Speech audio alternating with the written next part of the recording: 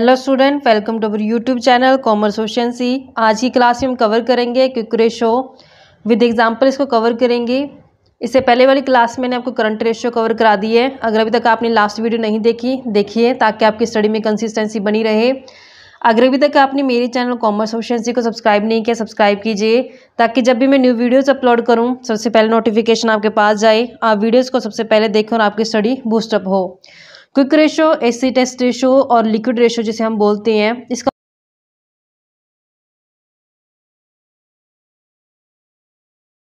मतलब क्या होता है कि कंपनी यानी कि एक फर्म है जो कितनी पोजीशन में है कि वो अपनी करंट लायबिलिटी को टाइम पे कर सकते हैं। इसमें टाइम जो लिया जाएगा बहुत कम टाइम लिया जाएगा, जैसे मंथ के या फिर वीक के, ऐसे इस तरीके से। मतलब कितनी क्विकली है जो एक कंपनी, एक फर्म है जो कितनी क्विकली अपनी लायबिलिटी को, करंट लायबिलिटी को टाइम पे कर सकते हैं, तो वो क्विक रेशियो की हेल्प से हम जानेंगे। कहते हैं quick ratio indicate whether the firm is in a position to pay its current liability within a month और if they have to be paid immediately.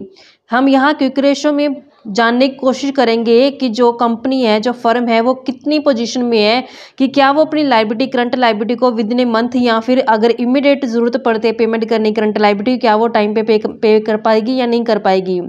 As such the quick ratio is calculate by dividing liquid asset. कैसे calculate करेंगे हम quick ratio को? जब हम divide कर देंगे liquid asset, जिसे हम क्विक करंट असेट बोलते हैं, करंट लायबिलिटी से, तो हमारे पास जो क्विक रेशो आ जाएगी। यानी कि फॉर्मूला क्या होता है इसका? क्विक रेशो जिसे हम एसिड टेस्ट रेशो बोलते हैं, liquid asset divide by current liability करके।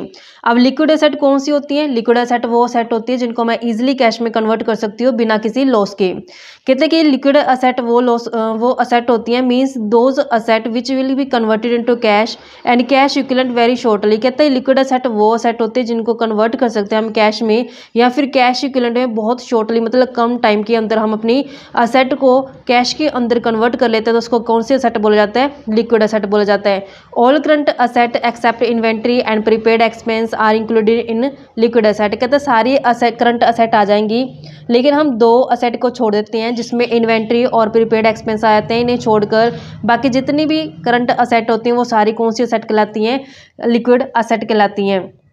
जो इन्वेंट्री इसको इसलिए शामिल नहीं करते, कहते हैं inventory is exclude from liquid asset. क्यों इसको इसमें एक्सक्लूड किया जाता है लिक्विड असेट के अंदर? Because it has to be sold before it can be converted into cash. कहते हैं कि इसको कैश कन्वर्ट करने से पहले सेल किया जाता है। जब इन्वेंट्री को सेल किया जाएगा उसके बाद जो कन्वर्ट होगी कैश में, तो इस कारण से जो इन्वेंट्री को एक्सक्लूड किया गया है। ऐसी प्रीपेड एक्सपेंस को भी हम नहीं लेके चलते लिक्विड असेट के अंदर, क्योंकि prepaid expense are excluded from the list of liquid asset because they are not expected to be converted into cash. तो कहते हैं इसका कोई एक्सपेक्टेशन होता है कि यानी ये कैश में कन्वर्ट हो सकती हैं, क्योंकि प्रीपेड एक्सपेंसेस वो खर्चे होते हैं जो हमने एडवांस में पे कर दिए होते हैं। होते तो ये फ्यूचर के, लेकिन एट प्रेजेंट हम इसको पे कर देते हैं, तो इसका कैश में कन्वर्ट होने का कोई चांस नहीं होता, क्योंकि ये क्या हमारे प्रीपे किए गए खर्चे होते हैं। तो यहाँ पे कहते हैं फिर हम लिक्विड असेट के अंदर कौन कौन सी असेट्स को शामिल करके चलेंगे, तो यहाँ पे करंट इन्वेस्टमेंट आ जाएगी, ट्रेड रिसेबल जिसमें हम BR और सन्डी डेटर्स को लेके चलेंगे, लेकिन जो प्रोविजन होता है डाउटफुल डेट का उसको हम शामिल नहीं करते। जो कैश और कैश इक्विवेलेंट होती हैं, शॉर्ट टर्म लोन्स आ जाते हैं इसमें और एडवांसेस आ जाते हैं। या फिर हमें इसको कैलकुलेट करने का तरीका होता है लिक्विड असेट को, जब हम करंट असेट में से माइनस कर देते हैं इन्वेंट्री और प्रीपेड एक्सपेंसेस, जिसे हम एडवांस टैक्स भी आता है इसके अंदर, तो हमारे पास लिक्विड असेट जो आ जाती है। इसका ऑब्जेक्टिव और सिग्निफिकेंस क्या होता है? कहते हैं जो आइडियल रेशो होती है क्विक रेशो वो 1:1 रखी जाती है। If it is more it is consider to be better. कहता है कि अगर इससे ज़्यादा हो जाती है ये बेटर होती है। The idea is that for every rupee of current liability there should at least be 1 rupee of liquid asset. 1:1 होने का मतलब क्या है कि अगर मेरे पास 1 रुपये करंट लायबिलिटी है तो मेरे पास उसके इक्वल करंट असेट है जो, सॉरी लिक्विड असेट है जो कितनी है? 1 रुपये ही है। तो यानी कि यहाँ पे लिक्विड असेट है जो 1 रुपये है, किसके अगेंस्ट? करंट लायबिलिटी के against. This should is better, कहते हैं ये रेशियो जो बेटर होती है, better test of short term financial position of the company than the current ratio. कहता है कि अगर हमें शॉर्ट टर्म पोजीशन जाननी कंपनी की, तो उसमें करंट रेशियो कंपेरेटिवली जो क्विक रेशियो होती है वो ज़्यादा बेटर मानी जाती है। As it considers only those asset. कहते हैं इसमें सिर्फ उन्हीं असेट को शामिल किया जाता है which can be easily and readily converted into cash, जो बिल्कुल ही आसानी से ईजिली और रेडी होती हैं कैश में कन्वर्ट करने के लिए। Inventory is not included in liquid asset. कहते हैं इन्वेंट्री को हम असेट के अंदर, लिक्विड असेट के अंदर शामिल नहीं करते हैं, क्योंकि इसमें थोड़ा टाइम लग जाता है कैश में कन्वर्ट होने से पहले। क्योंकि जब भी हम अपना इन्वेंट्री सेल करते हैं, सेल करने से वो इमीडिएट कैश में कन्वर्ट नहीं हो सकती। कई बार क्या होता है बिल BR बन जाते हैं, देन उसमें कैश में कन्वर्ट होती है। तो यहाँ पे क्विकली है जो ये कैश के अंदर कन्वर्ट नहीं होता इन्वेंट्री, इस कारण से जो इन्वेंट्री को यहाँ पे लिक्विड एसेट के अंदर एक्सक्लूड करके चलेंगे, हम शामिल नहीं करेंगे। जो क्विक रेशियो है तो कहते हैं ये मोर रिग्रेस टेस्ट है लिक्विडिटी का, किसकी comparatively, current ratio comparatively.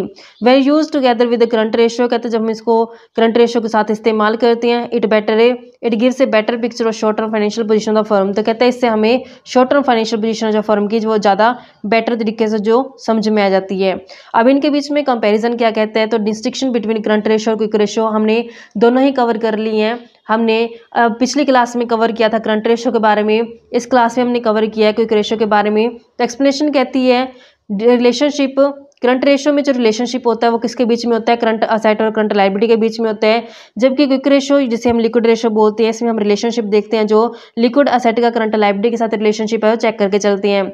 Formula जो होता है कंप्यूट करने का, इसमें करंट असेट को जब हम करंट लायबिलिटी से डिवाइड कर देते हैं तो करंट रेशियो आ जाता है।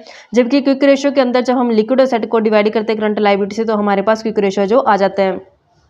ऑब्जेक्टिव क्या होता है, इसमें मेजर की जाती है जो एबिलिटी होती है फर्म की, कि क्या वो फर्म है अपनी करंट लायबिलिटी जैसे हमने 12 महीने के अंदर अंदर या फिर ऑपरेटिंग साइकिल के अंदर अंदर पे करना होता है, क्या वो टाइम पे कर पाएगी फर्म या नहीं कर पाएगी। जबकि ये मेजर करती है जो एबिलिटी होती है फर्म की कि अपनी करंट लायबिलिटी को इमीडिएट या फिर विद इन ए मंथ जो पे कर पाती है, ये नहीं कर पाती, तो इसको चेक किया जाता है। आइडियल रेशियो जो होता है करंट रेशियो का वो 2:1 होता है, जबकि क्विक रेशियो का जो आइडियल रेशियो माना जाता है वो 1:1 माना जाता है। ट्रू मेजरमेंट में कहते हैं it is not a true measurement और short term financial position of the firm, कहते हैं ये एक शॉर्ट टर्म फाइनेंशियल पोजीशन जानने के लिए ट्रू मेजरमेंट नहीं होती है। एज इट में include a large amount of inventory, को किसके अंदर लार्ज अमाउंट ऑफ इन्वेंट्री आ जाती है, विच में not be quickly converted into cash, जिसको क्विकली कैश के अंदर कन्वर्ट नहीं कर सकते, क्योंकि जब हम करंट असेट लेके चलते हैं करंट असेट के अंदर हम इन्वेंट्री को भी शामिल करके चलते हैं, तो इस कारण से कहते हैं ट्रू मेजरमेंट है जो नहीं दिखाती शॉर्ट टर्म फाइनेंशियल पोजीशन का। लेकिन जो ये रिमूव करती है जो शॉर्ट कमिंग थी यानी जो कमियां थी हमारी करंट रेशियो की, उसको ये इसने दूर कर दिया। कैसे दूर किया, इसने अमाउंट जो इन्वेंट्री के उसको शामिल नहीं किया गया लिक्विड असेट के अंदर। इस तरीके से डिफरेंस थे। अब हम कवर करते हैं इसका प्रैक्टिकल क्वेश्चन कि हम क्विक रेशियो कैसे हम कैलकुलेट करेंगे, तो विद एग्जांपल इसको कवर करते हैं। स्टेटमेंट कवर करके चलते हैं हम एग्जांपल की। तो यहाँ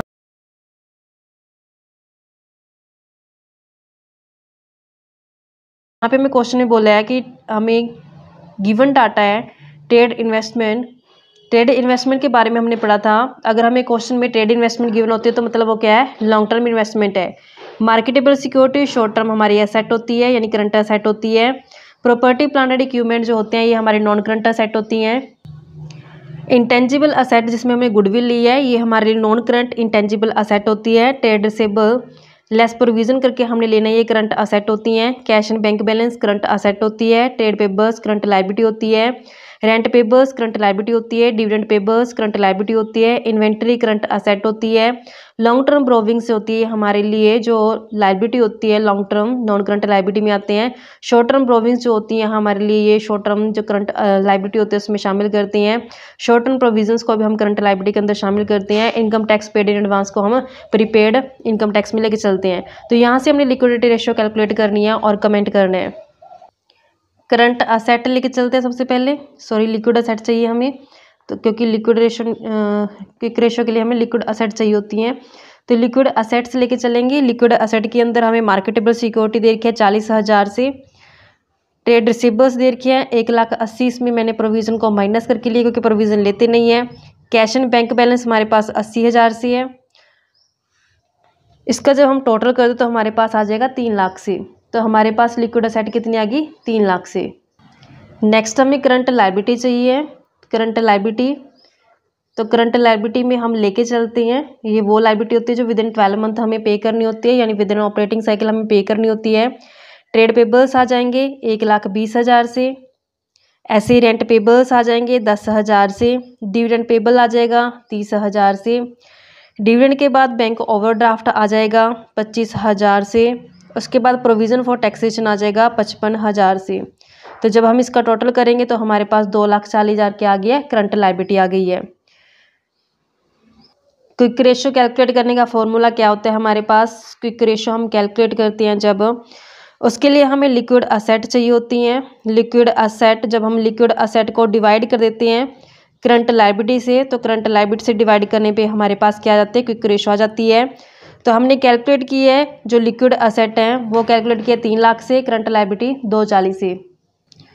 तो क्विक रेशो हमारे पास आ जाएगी 3 लाख को जब हम डिवाइड कर देंगे करंट लायबिलिटी 2,40,000 से, तो हमारे पास 1.25:1 क्या आ गया, इसका रेशो आ गया 1.25:1, जबकि इसका आइडियल रेशो क्या होता है 1:1।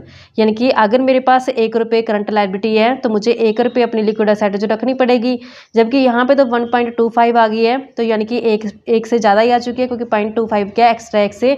तो यहाँ पे जो पोजीशन है कंपनी की वो साउंड है कि वो अपनी करंट लायबिलिटी का जो कंपनी टाइम पे कर सकती है। तो यहाँ पे उसकी पोजीशन क्या मानी जाएगी, फाइनेंशियल पोजीशन फर्म की साउंड है। नेक्स्ट क्लास में हम कवर करेंगे क्वेश्चन जिसमें करंट रेशो क्विक रेशो दोनों कैलकुलेट करनी होगी। ऐसी रेगुलर वीडियो देखने के लिए आप मेरे चैनल कॉमर्स एफिशिएंसी को सब्सक्राइब, लाइक एंड शेयर करें।